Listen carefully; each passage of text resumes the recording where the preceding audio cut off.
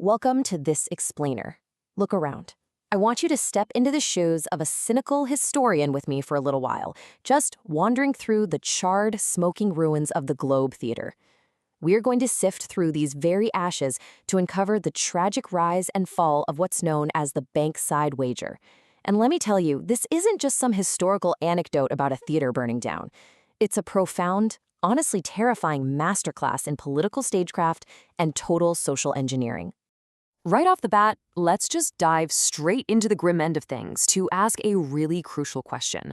What kind of power could reduce both the ruler and the ruled to absolute cinders? Imagine standing here, hearing that final rattling joke, "The show must go on," echoing out from within the burning, mercury-soaked timbers. It forces us to take a hard look at the performative nature of power itself. How exactly does a simple performance warp into an inescapable trap? Act 1, The Ashes of Bankside. To understand the fire, we really have to trace it back to the spark. So, our retrospective actually begins down in the muddy, green gutter slop of Bankside. That's where a dark wager over the very nature of power was struck between two totally opposing forces. On one side, we've got the jester. He's this pox-ridden castaway betting entirely on the weaponry of the tongue. He manipulates what we call the not-self, basically the artificial performative identity that society forces on us. And on the other side, we have the wizard. Fueled by sulfur and spite, he relies entirely on the mechanics of the gear and complex alchemical illusions. So it's a battle of psychological manipulation up against cold, systemic control. Act 2, The Prince of Two Tongues. Let's take a look at exactly how the jesters played his opening hand. The jester launches his assault, not with magic, but with pure linguistics. He delivers his performance with this gritty, earthy vocal cadence that flawlessly mimics the salty, sewage-choked smell of the Thames itself. He uses what's called weaponized prose. It's this wild river of speech, heavily relying on informal, familiar words like thou and thee, totally designed to weave a web of false intimacy with the common groundlings. He uses this linguistic refraction as a calculated investment. It's much like a prince who purposefully wallows in the mud just so his later reformation appears miraculously radiant to the masses. He's making himself relatable entirely to lower their defenses. And here is exactly how that trap snaps shut, with the sources referred to as the trap of the rotten rind. The jester builds up this immense trust, effectively translating the crude whispers of a common thief into the unquestioned decrees of a monarch. But the second that false intimacy is locked in, he pivots. He turns his jokes into jagged razors that cause the audience to laugh so intensely their lungs physically seize up. He builds them up only to violently slash them back down, leaving the crowd completely vulnerable to his next psychological weapon. That weapon is known as the Catechism of the Scutcheon. This is a brilliant, totally cynical deconstruction of the audience's core values. The jester systematically dismisses high ideals, things like honor, as a mere scutcheon, just a hollow funeral decoration. By mocking these ideological masks, he strips away all of their social pretensions. He dismantles their moral armor, leaving the groundlings with absolutely nothing but the raw, physical reality of their own suffering. He breaks their spirit by proving their highest ideals are meaningless. Act 3, The Architecture of Illusion. Because while the jester is busy dismantling their minds, his rival is hard at work hijacking their environment.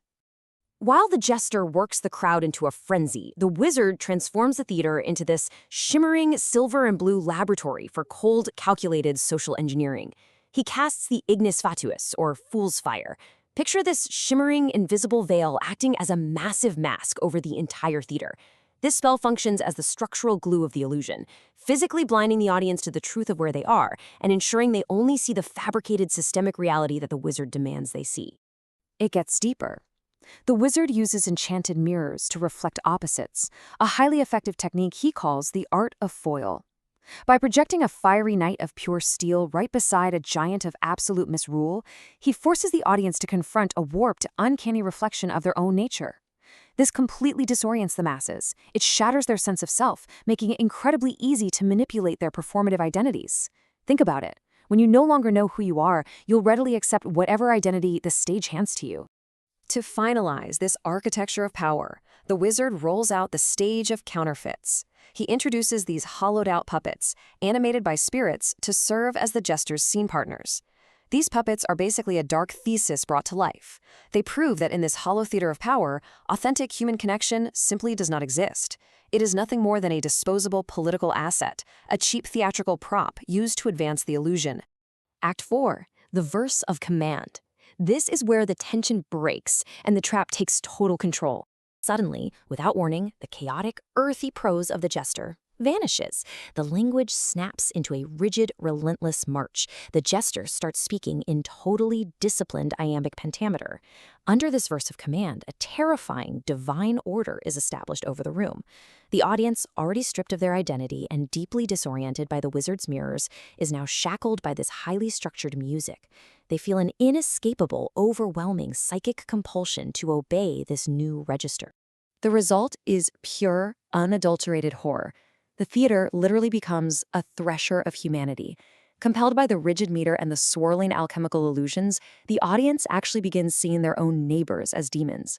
They applaud with such feverish, mind-bending compulsion that their own bones snap. It vividly proves a vital point in our historical analysis. Rigid, enforced order can be just as violently destructive as absolute chaos. Act 5. The Crown of Flame, the terrifying climax of our tragic tale. We've reached a fatal, unavoidable contradiction between our two architects of power. The cold, calculated blues of the wizard's illusion are about to violently erupt into blinding oranges and reds because the labyrinth of time is collapsing. You see, the jester's power relies entirely on chaotic immediacy, a perpetual now, where only the current joke, the current laugh matters. But the wizard's systemic control, that requires a future. He is desperately trying to redeem time. And these two opposing forces simply cannot exist in the same space. So, we arrive at the final bow. The great clock of the theater strikes with a heavy, metallic clink of duty. Time has officially run out. The opposing forces clash, the alchemical trap buckles under the weight of its own contradictions, and it sparks an ignition. The visual transition from the damp, muddy gutter slop of Bankside is complete, as the globe is entirely consumed in a crown of flame. The clockwork of the King's Order catches both of them, proving that power divorced from absolute honesty doesn't synthesize into something better. It just leads to total, fiery consumption. This physical destruction underscores the absolute core takeaway of this entire explainer. The jester's final rattling joke inside the burning timber proves a timeless, eerie truth.